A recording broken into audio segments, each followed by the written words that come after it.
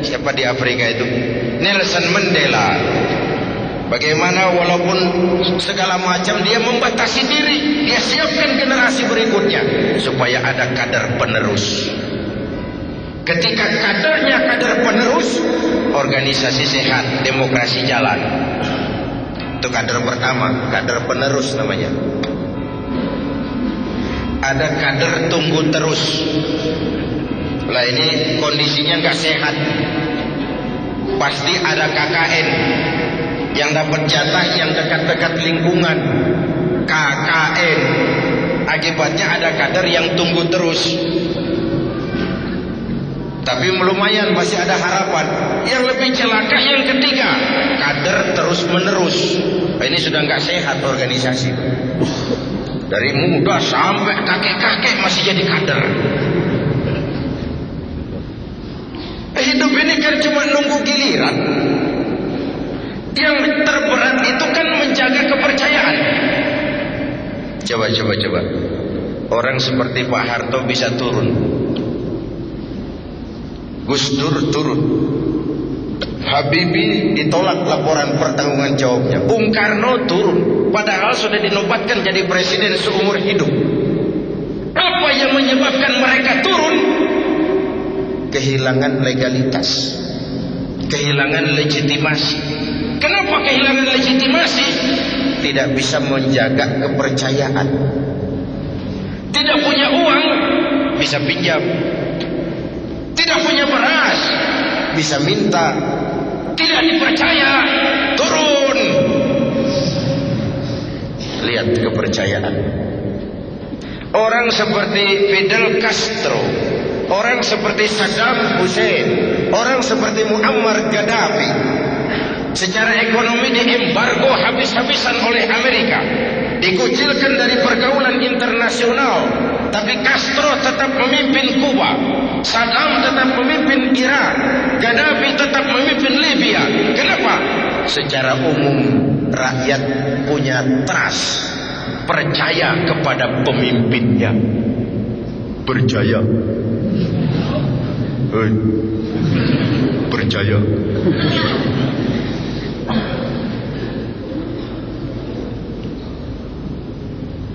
Karena itu menjaga kepercayaan itu penting. Sekali kita kehilangan kepercayaan, akan sulit tegak lagi. Benang basah itu sulit sekali untuk ditegakkan. Dan kader adalah iklan. Hadirin yang saya hormati, ini kiat pertama. Menghadapi panggilan kanan, kiri, depan, belakang, mantapkan keimanan. Berjuang karena iman. Berpolitik untuk kepentingan agama, bukan menggunakan agama demi kepentingan politik. Topeng.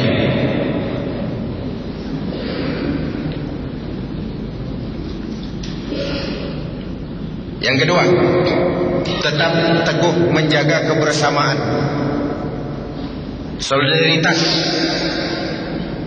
kekompakan dan keutuhan, menghargai perbedaan. Jangan perbedaan dianggap sebagai permusuhan. Apalagi kita sudah melewati hari-hari yang penuh hura-hura. Tukang kompor lebih banyak daripada tukang lem. Musim Pak Bendot, kipas, angin. Kita rakyat selama ini cuma jadi address. Semua kalau pidato demi rakyat, untuk rakyat, buat kepentingan rakyat, padahal kepentingan dewek. Tidak pernah kenal sama rakyat. Rakyat cuma jadi address, orang numpang alamat. Saya ingat almarhum Panglima Besar Sudirman pernah bilang, tidak ada kemenangan kalau tidak ada kekuatan. Tidak ada kekuatan kalau tidak ada persatuan dan kesatuan. Tidak mungkin terwujud persatuan dan kesatuan tanpa semangat silaturahmi. Mau menang harus kuat.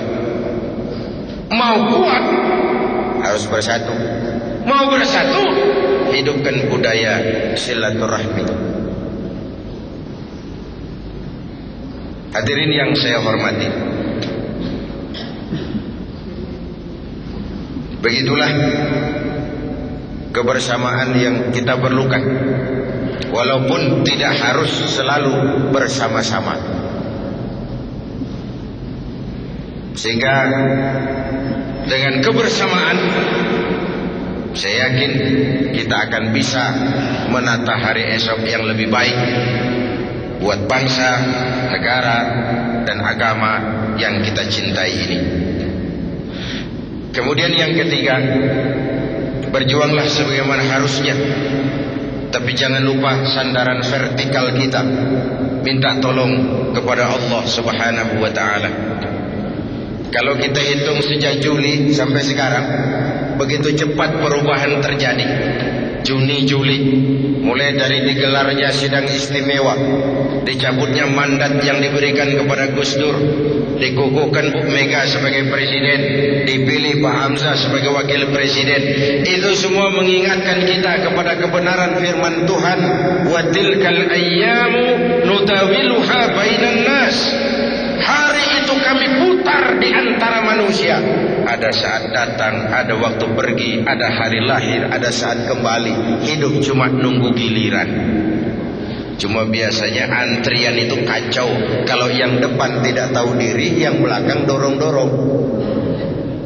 Yang depan nggak tahu diri, sudah dapat mau dapat lagi, nggak memberikan kesempatan kepada yang lain. Wajar yang belakang lalu dorong-dorong, kacaulah barisan.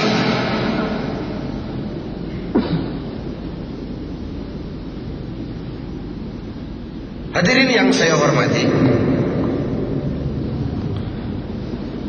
membina kebersamaan itu, saya sering sampaikan, sudah dicontohkan masjid.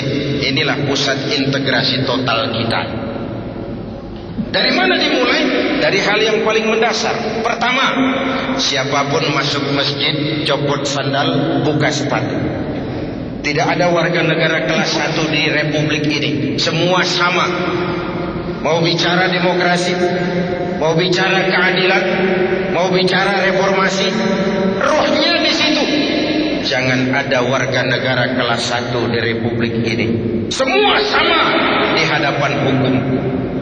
Kenapa muncul street justice, pengadilan jalanan, maling motor tangkap, bakar? Itu refleksi dari ketidakpuasan rakyat terhadap sikap hukum selama ini.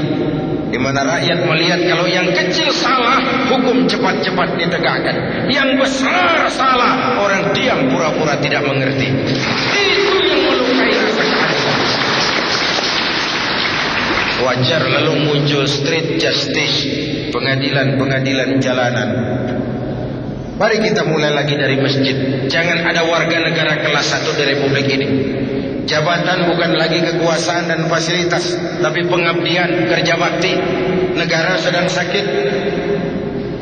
Malah orang Belanda bilang, Lauden is Leiden. Memimpin adalah jalan untuk menderita. Pemimpin adalah orang yang kesepian. Di dunia diikat dengan berbagai macam aturan, di akhirat akan dibuka perkaranya yang besar-besar. Pemimpin adalah jalan untuk menderita. Hadirin yang saya hormati, sudah copot sendal? Sudah Pak. Sudah buka sepatu? Sudah. Ayo masuk ke dalam. Kalau sudah masuk ke dalam sini, yang datang dari utara menghadap ke arah kiblat, yang datang dari timur, dari selatan, dari barat menghadap semua ke arah kiblat. Coba lihat. Bukan soal dari mana kau datang, tapi satu arah menghadap. Bukan soal dari mana kau datang, tapi satu komitmenmu